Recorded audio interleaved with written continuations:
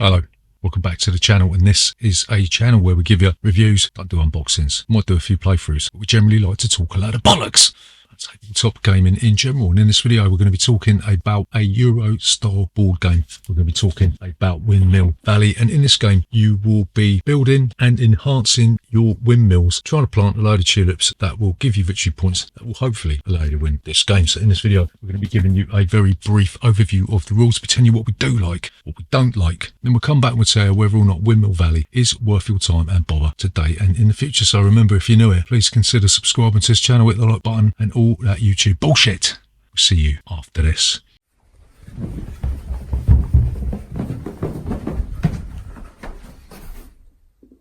Bollocks. So, Windmill Valley, how'd you play this game?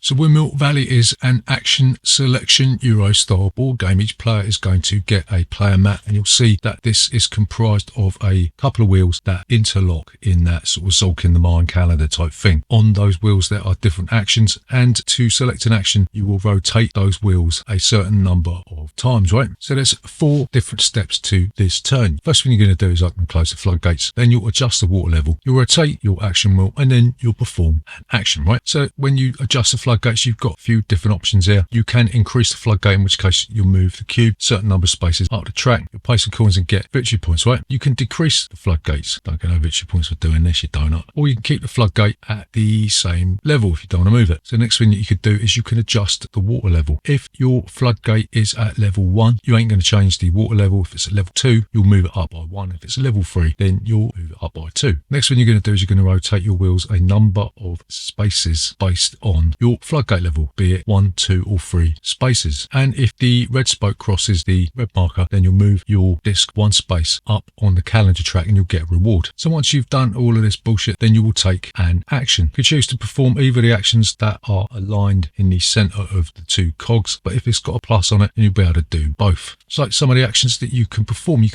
the plant action. This means you can select any tulip within your storage, place it in the leftmost available spot in any of the 4 rows, and if you cover out an icon, you get that reward, right? You can buy a windmill. Take 1 windmill and place it on the main board. The space must be connected to the market via a path of windmills. You'll pay the coin cost of the windmill space and trace the shortest path from your windmill to the market, and opponents gain 1 victory point for each of their windmills that you pass through. So you've got to be very careful that you don't let your dog piss up other people's lampposts, you know what I mean? Next action you could do is foreign trade. You will take 1 tulip from your storage and you'll put it on an empty space in the foreign trade card. The tulip cannot already be on that card, and you'll receive the rewards on the 2 spaces adjacent to the tulip you placed, right? You can take the market action. You'll pay the coins listed on the tile. For each market movement, move your coloured disc clockwise to the next area on the market board and you'll get that reward, yeah? You can take the wheel enhancement action. You'll take 1 of the 4 available wheel enhancements and add them to either wheel. Dark brown tiles are free, light brown cost 1 coin, and grey tiles cost 2. And obviously the grey tiles are more powerful than the other ones, right? You can take the farm enhancement action, yeah? Take 1 of the 3 farm enhancements and add it to your farm board. Add it to the leftmost spot, gain 1, 3 or 6 victory points, you greedy bastard. Or you can lower the water level. Gain the reward above the current water level a number of times equal to the strength of your lower water level action, right? And if ever you manage to satisfy the Queen's wish, you dirty sod, place a small coloured disc on the highest uncovered space and immediately score that many victory points. So you will keep doing this until the end of the game comes up, and the end of the game will come up like this. Once a player reaches the end of the calendar track, finish the current round, so each player gets the same number of turns, then everyone else will get 1 more turn. And then you'll score victory points for the contracts below the farm board. Empty windmill groups, complete rows of 7 tulips, complete columns of tulips with 4 different colours, and you'll lose victory points for each column that has at least 2 tulips of the same colour. And once you are done filtering out all of that bullshit, then the player with the most points will be the winner of Windmill Valley. What do we like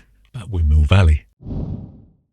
So the first thing that we really like about this is that the action selection mechanism in this game is actually quite novel. It sort of takes the idea from Zolk in the Mayan calendar and it runs with it a little bit further, yeah? The fact that you've got to make sure that each of these actions aligns in a certain way means that you've got to have some form of forward planning, yeah? Are you going to choose upgrades that are going to benefit you immediately, or are you going to plan ahead and take some of the upgrades that may not benefit you right now but will benefit you once that strategy has been implemented? That's if you can do it. Choosing the flood gate level, and the water level directly interacts with how you're going to maneuver these cogs into the right position for the action you want to take. So the second thing that we really like about Windmill Valley is that the upgrades can be placed on either of the two cogs. Yeah, you'll see that one of the cogs at the beginning of the game is just comprised of the lowering water level, and this can be quite useful to get those rewards, but you're going to have to dump a load of upgrades in there if you are going to want to win this game. Yeah, you're going to have to think carefully about which of the actions you're going to dump here. Can't really enhance all of them, so you're going to have to think about doubling up on some of the actions and taking out some of those lower water levels, but your strategy is going to dictate how and when you do this. Yeah, so yeah, the forward planning in this game isn't that taxing, but it adds a nice meaty element to the strategy. Yeah, so the third thing that we really like about Windmill Valley is that passing early gives you a decent reward, but it also means that you're going to be taking less actions. Premature evacuation is never a good thing unless you're playing this game. Yeah, so you're going to have to weigh up whether or not you want those rewards or whether or not that extra action is going to be worth taking. Yeah, and obviously if you don't pass first, then your opponent is going to be taking the juicy reward. Yeah, so what don't we like about Windmill Valley?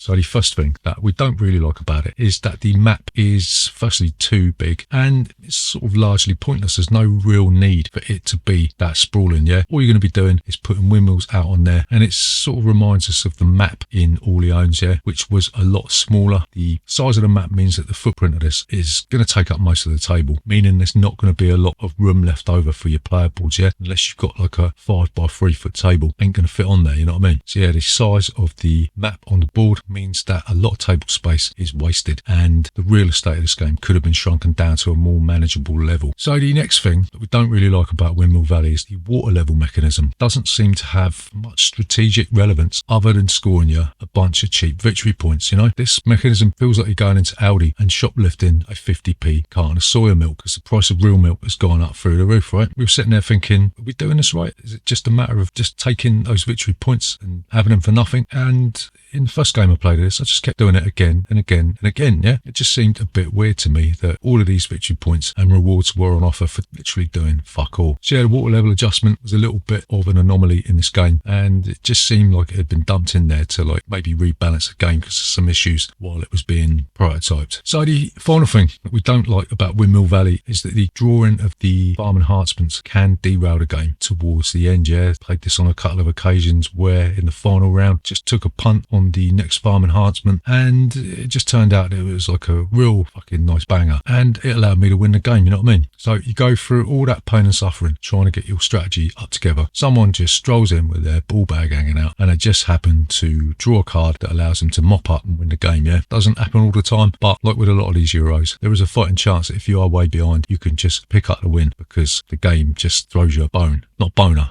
a bone. So to summarise, is Windmill Valley worth your time and bother today and in the future? So we're going to say, yes, Windmill Valley is an intriguing take on the point salad Euro game that not only has a delightful theme, but also anchors this down with solid mechanisms. Some actions do appear to have been thrown in to appease the potential of balancing issues during playtesting, and the game's footprint could have been vastly reduced with shrinking the map down to a more manageable size. But all in all, we very much enjoyed Windmill Valley. It could well be the best Euro-style game that has been released this year, this far. So there you go, that is Windmill Valley. Remember, if you are newer, please consider subscribing to this channel, hit the like button, all that YouTube bullshit. See you next time.